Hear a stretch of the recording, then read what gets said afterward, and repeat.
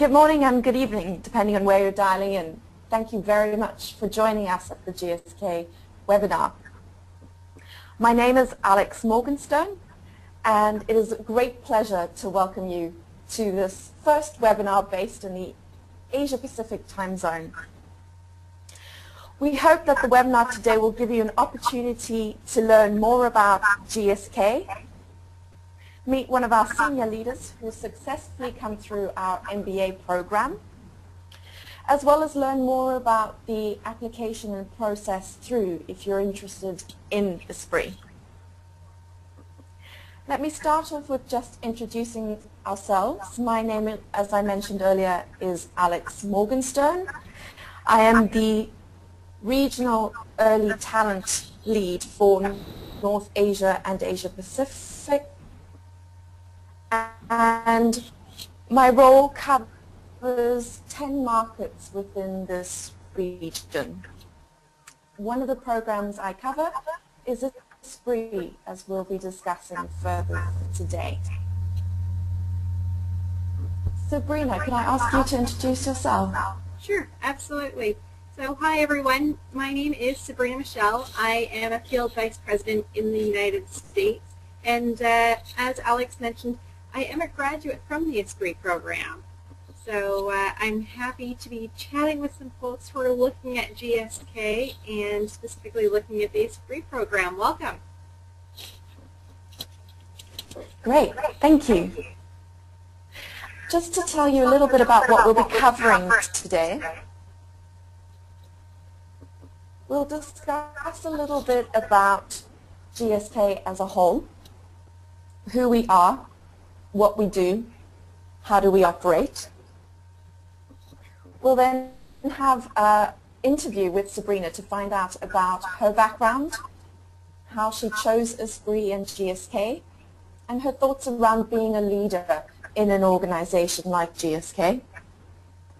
And then we will cover off a little bit around the commercial programs, as well as what we're looking for Esprit, how they work, and then the application process. What I'd like to start off with is a bit about who is GSK. We are a global healthcare organization with a foundation in research and development, both in medicines, vaccines, and consumer healthcare products. Our products reach millions of people's lives, and what we're aiming to do is allow individuals to do more, feel better, and live longer. Is really across the globe. The main business, commercial business, is split into three areas: pharmaceutical, vaccines, and consumer healthcare. And within this space, we are one of the world's leading healthcare companies with around 5% of the world's market and a turnover of almost £27 billion in 2012. Within our pharmaceuticals business, you can see that we address a great variety of areas like respiratory disease, epilepsy, HIV, and cancer, where we both develop and produce medicines who treat this range of conditions. Within our vaccines area, we have vaccines both for children as well as adults. And we've distributed nearly 900 million doses of vaccines to almost 170 countries, preventing life-threatening or crippling diseases. Within the consumer business, we make innovative consumer products. For example, Sensodyne, which has just become our first billion-dollar brand in 2012. Some of you in this region may be more familiar with Panadol, Horlicks, large brands that we link with our consumer business.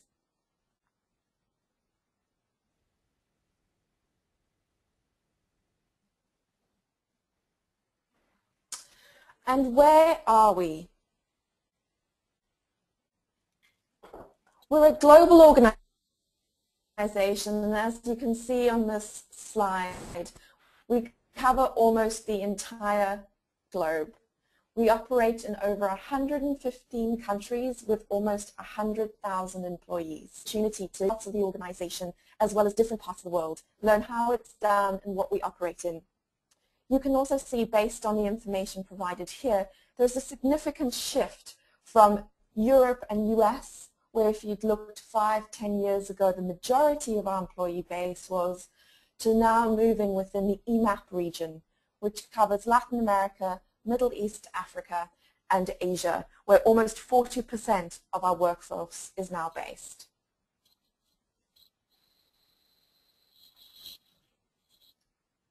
And how do we do this? This is something that we're extraordinarily proud of. We are the #1 in the Access to Medicines Index.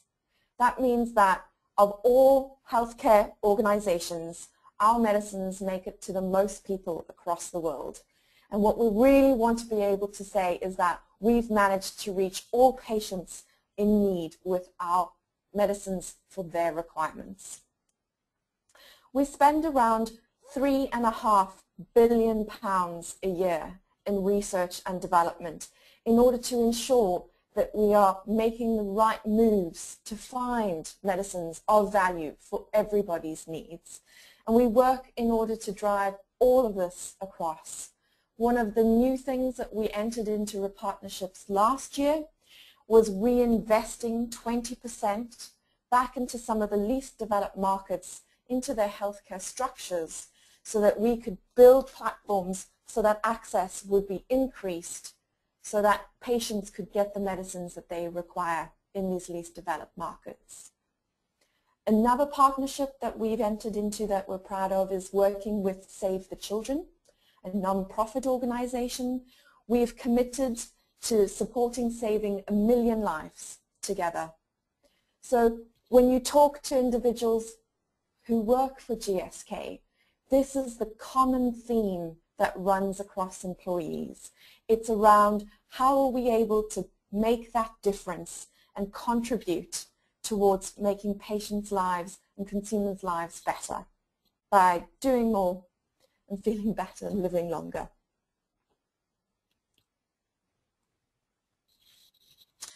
So that covers all the basics around GSK and who we are and what we do.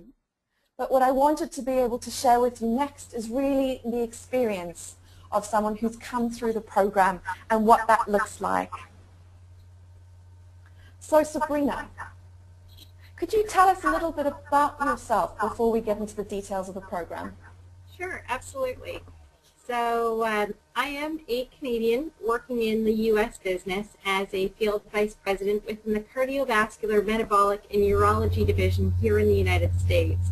Now, I have an opportunity to work with a wonderful region of people who span quite a few states. So for those of you who are familiar with U.S. geography, I have Alaska to Missouri within my region. So it's essentially the left half of the United States for this particular business unit. I'm also a former Esprit associate who graduated out of the program just last December, offboarding into my current role. Now, I absolutely love what I do, but work isn't my life. I'm also married to a wonderful husband who's moved around the world and back with me, and like any good Canadian, I'm also an ice hockey player. Well, I think talking about moving across the globe really talks a bit about what the opportunities were. Yeah. Tell us a bit about GSK. Was it your first employer? No, it actually took me a few years to eventually come over to GSK. So after graduating with a Bachelor's of Commerce degree, I was actually hired on by a large FMCG company known as General Mills. So they are widely known for their cereal products like Cheerios. But then after a few years, I was recruited to work at another FMCG company called Clorox. I moved through roles of increasing challenge over my period at both companies, and I really moved back and forth between sales and marketing. But at the point in time when I left Clorox, I was a key account manager on her Walmart account, and that was one of her biggest accounts at the time. It was a fantastic experience for me, but I was also looking for a bigger challenge. And I'm willing to bet that anyone who's on the line right now, you're individuals who are driven by challenge. And that's in large part why you've probably gone back to go do further studies like your MBA. So I went back to school to get my MBA, like most of you. And while I was there, I took on an internship at Johnson & Johnson in one of their medical device subsidiaries. And that was between my first and my second year of MBA. It was my first experience in something that was healthcare related. And my plan, in all honesty, was to stay with Johnson & Johnson after my MBA. It is a great company. But given this is a session for GSK, you can probably tell that I didn't stick with that plan. Like all good business schools, we had a career center with some good people who suggested that I apply for GSK because of a leadership development program that was starting up. So I applied, and to be completely honest, it was the only company that I applied to. So when I got the offer, I did have a really tough decision to make. I had two great companies, both who invest in their people, but at the time, I needed to do some research into the Esprit Program. I needed to also think about what I would and would not compromise on, and the extent to which GSK was willing to invest in me through the Esprit Program. That's really what won me over. So it came down to that level of investment that they had in me or that they were planning on putting into me. So all this to say, GSK wasn't my first employer. It did take me a while. And that being said, I'm happy and thrilled that I'm here now. And so were we. That's great. So obviously having experienced something different, but then making that decision to join GSK, tell me what it's been like since you've been with GSK. Well, not having a background in the industry at all, and not really having a good understanding of how our customers think, in my mind, I needed to get that grounding first. So I started in one of the best positions to be able to give you that perspective. I started in sales. So after about a year, I moved from sales to government affairs as the policy analyst for Canadian business. And then eventually I went to go work for a Middle East North Africa group in Dubai as our commercial development manager for the respiratory portfolio. After that, I did come back into Canada as a district sales manager. And after about, I'd say it was a year, almost a year and a half or so, I was then offered an opportunity to join our U.S. business to work in marketing on our largest brand. So it's a product that's approved for both chronic obstructive pulmonary disease and also asthma, called Advair, or it's also called Seretide in most markets. Now this role in marketing, it was my final role in the Esprit Program, and it was the end to my 5-year multi-country, multi-function journey.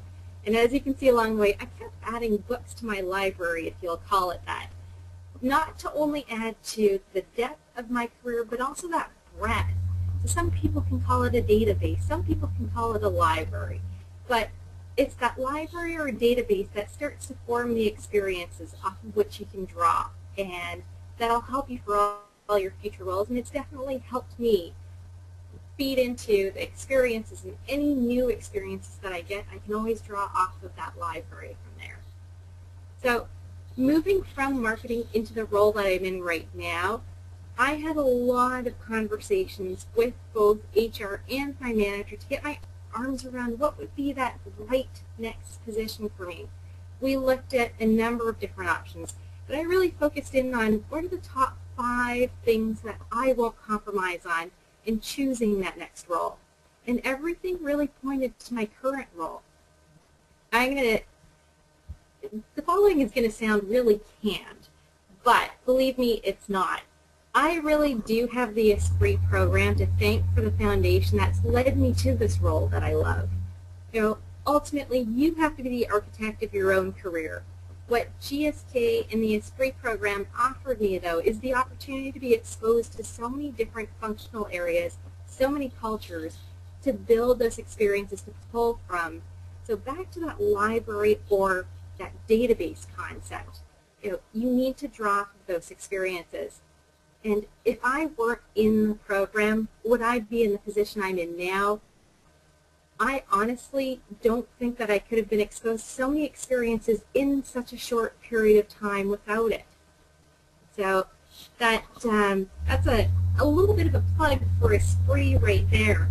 Just in terms of within a short period of time, you get exposed to so many different experiences to give you that library and to give you so many different perspectives to look at things in the future to form an even better leader than what you might be right now. That's great, and it sounds you really have covered a huge number of different roles in the different markets. How has that been for you as a female leader? Have you found that that has been a different opportunity or something that's impacted your different journey so far? So this is always a funny question because it stumps me. And I do get this question a lot. But the short answer is being a woman leader in GSK is no different than being a male leader in GSK. So I get asked this question every once in a while, and I need to stop and reflect. Because opportunity-wise, being a woman, I have had no less opportunities than my male counterparts. And we do have an inclusive culture that does promote diversity, with the focus on accelerating women throughout the talent pipeline.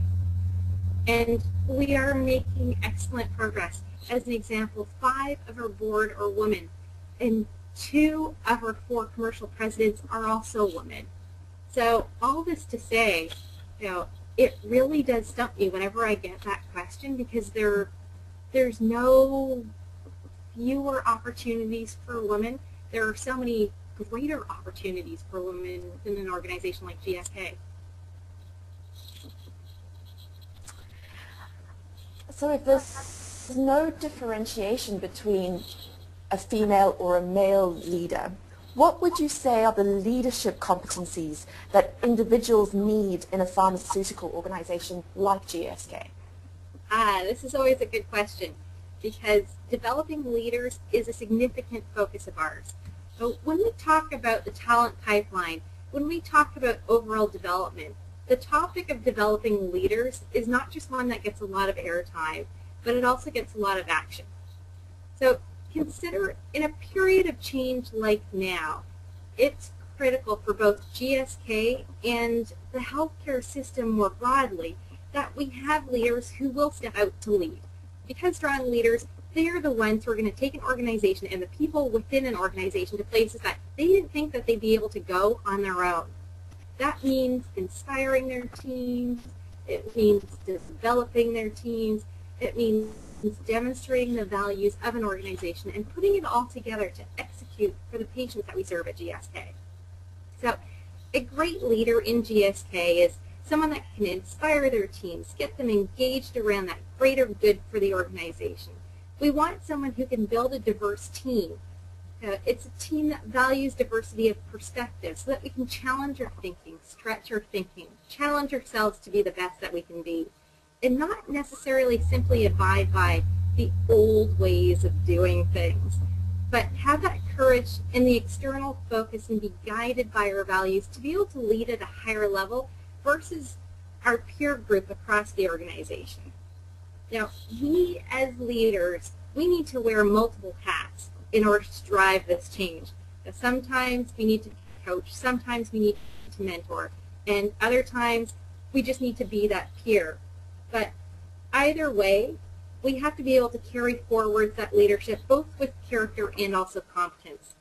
So back to your initial question, what really makes a great leader within GSK? In short, it comes down to we want someone that sets direction and inspires. This means that they create that clear vision for people and how their work contributes to the greater organization. So that's number one. Number two, we want someone who works across boundaries. That would be someone who thinks about partnerships with individuals outside of their functional area or business unit. Number three, we want someone who, you can call it, releases energy. This is about engaging with people to understand their needs, to get that best execution. And number four, we want someone who develops capabilities and talents. So this is about building organizational capabilities to move strategy. And the fifth part of this, we want someone who can drive performance.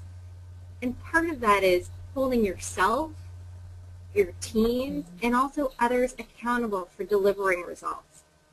And the final leadership behavior is about living our values, so being that role model of our values.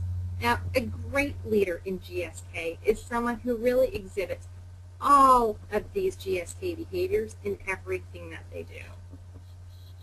So that's a long answer to the one simple question, but as you can tell, it's a big focus of ours in GSK.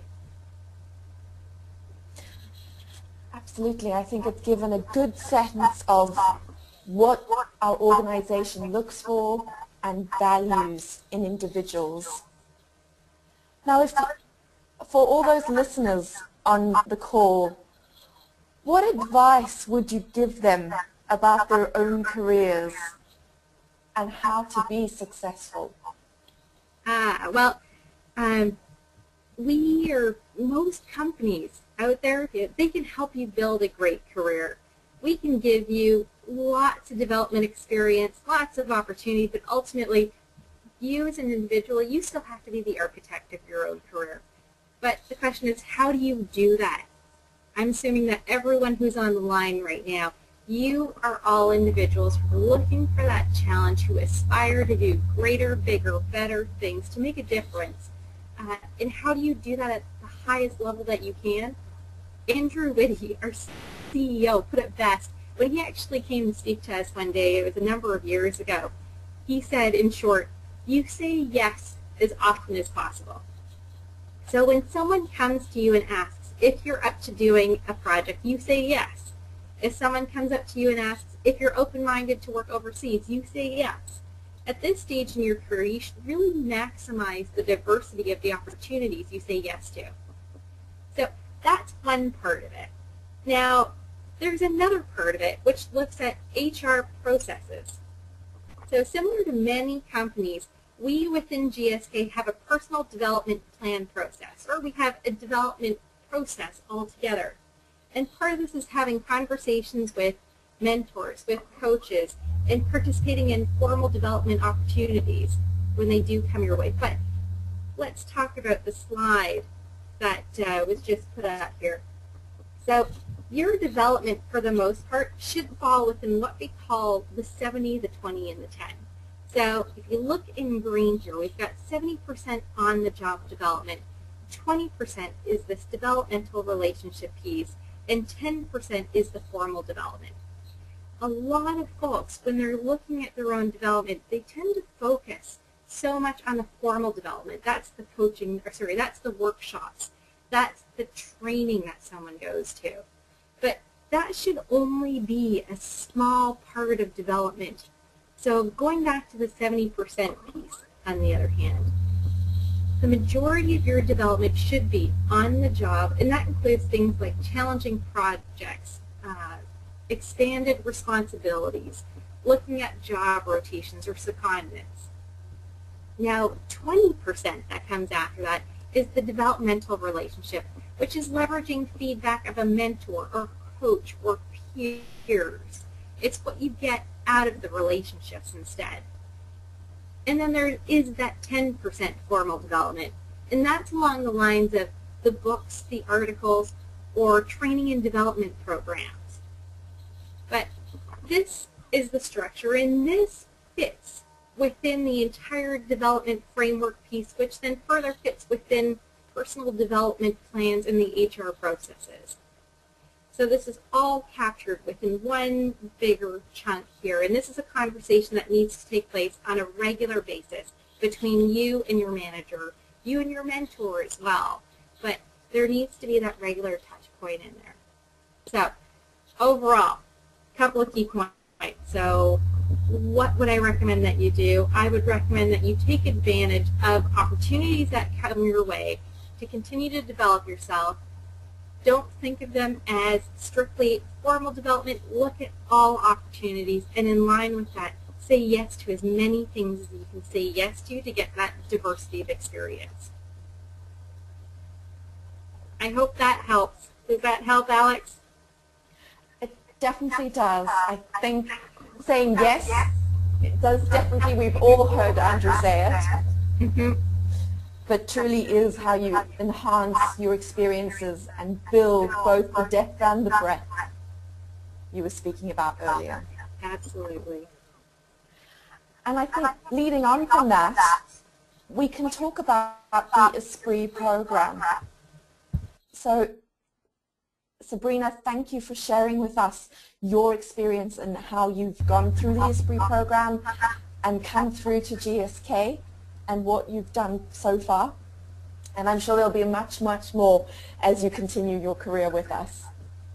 Thank you. So what we've spoken a bit about as well is around 70-20-10 development and the opportunities for you. And Esprit is a great opportunity for those individuals who are coming off their MBA program and looking for a structured leadership program. It's specifically aimed at those with 4 to 7 years of working experience and who've just completed MBAs. And we're really looking to build that pipeline of leaders who have the right capabilities and behaviors who will deliver our future strategic challenges and how we will continue to grow as an organization. As Sabrina was mentioning earlier, and we shared around the 70-20-10 principles, we structure the Esprit program to include each of those areas. So you will have rotations, which will give you that on-the-job stretch learning. You have mentorships and coaches. And you also have formal training programs that go alongside that as well. So when you're on the program, this is all outlined and structured for you. The other thing that we haven't mentioned to date is you also get the opportunity to buddy with someone. So someone like Sabrina or someone who's currently on the Esprit program will be there to share those moments of joy and sometimes those hardships or that challenging moment where you're not quite sure, but someone who knows the kinds of experiences that you're going through, that you can share where you are and what you're doing. So I think that gives you a sense of community as well as whilst you're moving year on year in the program, you have that sense of a little bit of home or people who share the same experiences with you.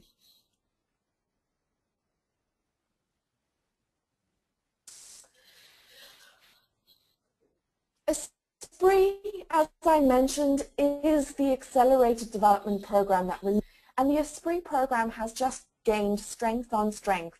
So since Sabrina joined, the program has increased, has diversified its areas where it's focusing on, and as you can see here, there are 3 main areas where the Esprit program is operating. And the main one we're speaking about today is in the commercial space. But we do offer opportunities in finance and very new in R&D and medical areas. And within the commercial space, we offer opportunities in the Esprit program in consumer, in pharmaceuticals, as well as vaccines. So depending on your background and your area of interest, there's absolutely a pathway for you to go if this is starting to sound like something you would be interested in. This is the outline of the commercial Esprit program. You can see here that it is made up of 4 rotations of about 12 months each. Like Sabrina shared earlier, the first rotation is usually a sales management role in your home market. So this gives you the opportunity to understand the backbone of the organization and how we operate and what we do in your home market. The second rotation is an international rotation, and generally this is a marketing role. So it gives you the 2 areas of foundation in our commercial organization, sales in your home market and marketing in the second rotation. The third rotation here is, as you can see, tailored based on your development needs as well as where you're looking to go in the organization. And it also offers up a flexible location. So that means it might be in your home market or it might be international again. And your final role is transitioning into what you would do in your offboarding role, so as you come off program. And this role is generally back in your home market. This is to build up that network again, come back as a leader, and set you up for success once you've finished those 4 rotations. You can see here that although the framework outlines the key learning skill sets that we're looking to drive through with sales and marketing, it is very tailored based on also the experience that you've already had and where you're looking to go. So within this framework, it's open to discussion around what rotation you do next, where that rotation is based, really driven by what are your development needs, what is the business looking for, and how can we give that best to you. You can see here, as I mentioned earlier, there's some core experiences that we're looking to develop. Things like business development. It's also important to have an external facing role. As a leader in GSK, you're not solely responsible for internal elements of GSK. You also focus externally. You represent us there. So it's important to get that exposure early on with managing both internal and external elements of the organization. And we try and blend the roles so that you have an opportunity to work within a local operating market, sometimes in a regional capacity, or even in a global role if you work in one of our centers of excellence. And we're really using that structure to build the key capabilities. Leadership is fundamental. Managing complexity. An organization of our size also requires you to look at stakeholders and how you engage with them and support activities going forwards. And enterprise thinking. Sabrina mentioned this as she was also talking, but it's not just about what we're doing in our area. So if you're in a consumer role and you're working on perhaps Sensodyne, it's not just what's happening there, but it's happening across the whole consumer business and the whole GSK organization. How do we make all our contributions value add to the whole? And this is how we support the Sprees through their program, so that we can build those capabilities and give you those experiences. If you're interested in the finance program, you can see that it's based on a similar process. You can see here that you've got 3 main rotations and then an offboarding role. It is within the same duration, so a 4-year period. What's slightly different here is you can see that your first role would also be in home market for about 12 months. And this role would be in a finance partnering role. This means that you would be working alongside pharma or consumer or vaccines to understand that commercial organization's requirements and how finance partners with them to deliver their agenda. In your second rotation, this has an optional location. So depending on where you start and where your home business is, you could either do the second rotation in your home market or in an international rotation. And this is really looking at either being a strategic or a corporate finance individual. So this means you get an opportunity to understand our central functions of finance. Is there an opportunity to improve our processes, work together to really set the best foot forward for finance and partnering with the organization? And the third rotation is in a leadership role. So this is setting you up for your next offboarding role. And this is where you would be either again in a home or an overseas role, and this is about 2 years. So you can see that with the finance program, the first 2 rotations build you up into being in that leadership role by the last rotation, and with it being an extended rotation of 24 months, truly building those capabilities that we were mentioning, and then you would offboard in the role mentioned here. As we spoke about with commercial, there are also some of the key capabilities and experiences that we would be building within the finance organization for the Finance Esprit. If you look along the right-hand side in the capabilities, these are all alongside the ones I mentioned in the commercial. That's because it's truly about demonstrating those leadership behaviors. You can just see at the last point here, there's also the additional technical competencies of finance and understanding one. But you would also be exposed to both home-based roles and international. You'd have an opportunity to partner, as I mentioned, but also support some business development opportunities, depending on what market you're based on. And there's also that mix of a local role, regional role, possibly even a global role, and facing both internally your business partners as well as externally. So you can see that the foundation for the Esprit program is the same and focusing on that leadership element, but the core competencies and technical around finance are slightly different to the commercial one. So what does that mean for you if you were to come into the Esprit program? Where would you go? What have Esprit associates done in the past? Well, if you look at this slide here, it's very similar to a slide that I showed earlier on, talking about where we are in the organization. So almost 100,000 employees operating in over 115 markets. And every one of those is an opportunity for you to do a rotation in as an Esprit associate. You can see here that we've had associates in Europe, from the UK, Germany, Slovakia, to Middle East Africa. Sabrina was saying she was based in Dubai, Kenya, South Africa, Latin America, US, and here in the emerging markets you can see a number of countries that are covered. Everything from Vietnam, which is a truly emerging market for us, to Australia, which is more mature, China, Indonesia, Malaysia. And this list is only growing as the Esprit program comes through. So it's an opportunity. If there's a market out there and there's an interest in there, there is generally a chance for you to go and work and contribute in that space.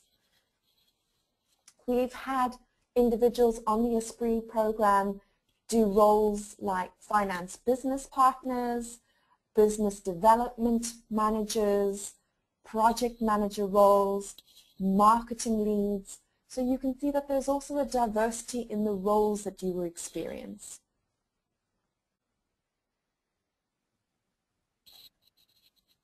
So I've talked a little bit about what the Esprit program stands for, where are the opportunities to build on, how are the rotations made, and where are the opportunities within GSK and the markets that you could get experience. So I suppose the question for you now is, what are we looking for at this stage? As you've noticed, the Esprit program is split into its commercial and finance elements, and we split the commercial into both pharmaceutical and consumer. And these are all the markets that we are recruiting for our 2014 opportunity. If you're interested in being in our pharmaceutical organization and you're within the Asia-Pacific region, Australia, India, Japan, Korea, Singapore are all markets that are actively seeking roles. If you're interested in consumer, again, Singapore, Japan are areas within here.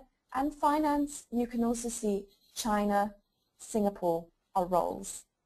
For those of you who are joining us in the evening, you can see that there are opportunities in the US in both the pharmaceuticals as well as the finance roles, and also in between. So UK, Europe, we've got some new opportunities coming out, Nigeria, Turkey, Brazil. So there are really a huge number of roles in a diverse number of locations. So when we're looking at what you'd like to do next, it's really important for you to think about where you'd like to see yourself. One of the things that GSK is really asking for you to think about is, where do you have the right to work? As part of the organization and in part of Esprit, we ask you to ensure that you have the right to work already in the market that you are going to apply for.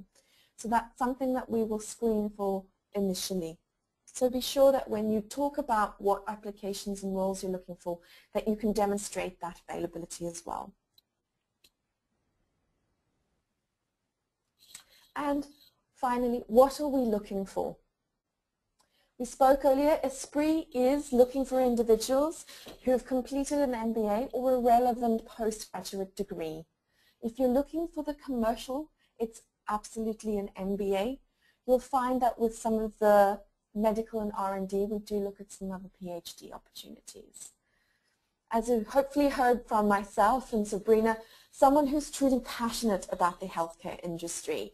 It's an organization that's driven by its motto, and that's something that we want to see demonstrated through all the leaders.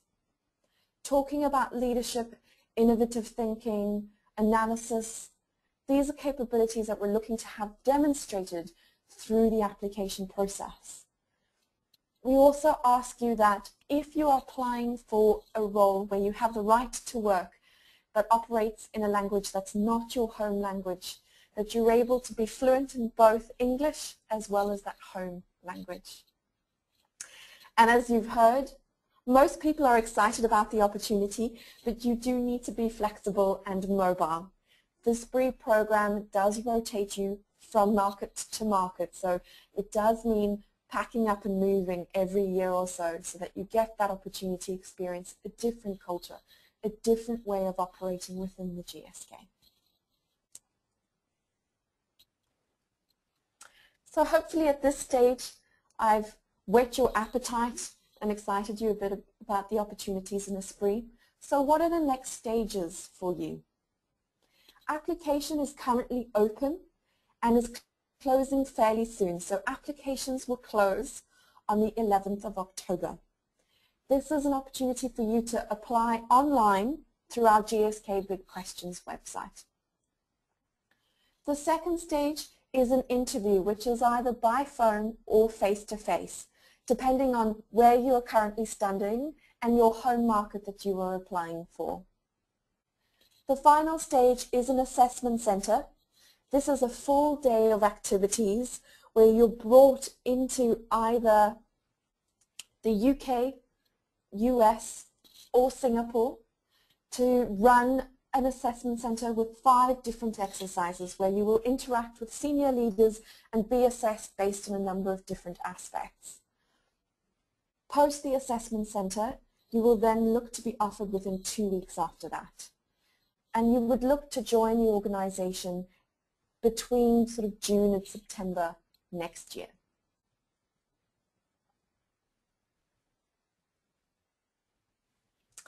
And with that, just like to wrap up today's session with giving you some key points around where you can apply online. And if you want to be very specific about where you can go, this gives you the requisition number that you can search when you go onto this website. If you're interested in a consumer business in the US, you can see the requisition number there. Commercial for pharma, you can also see it with your US and with the rest of the world. So if you're interested in any of the European roles, Middle East, Africa, or Asia Pacific, and then also the finance roles. If you are applying into one of the opportunities in some of the other markets that's not US, please ensure that you specify which market it is that you're applying for and that you have proof that you have the right to work there before you start the program and for the full duration of the 4-year program. I'd like to say thank you very much for joining us this morning and this evening. If you've joined us from the West, I would like to say thank you again to Sabrina for sharing her story with us and her career so far in GSK. And I'd like to encourage you, please go onto our website to seek further information. If you have any further questions, there's an opportunity to email from there.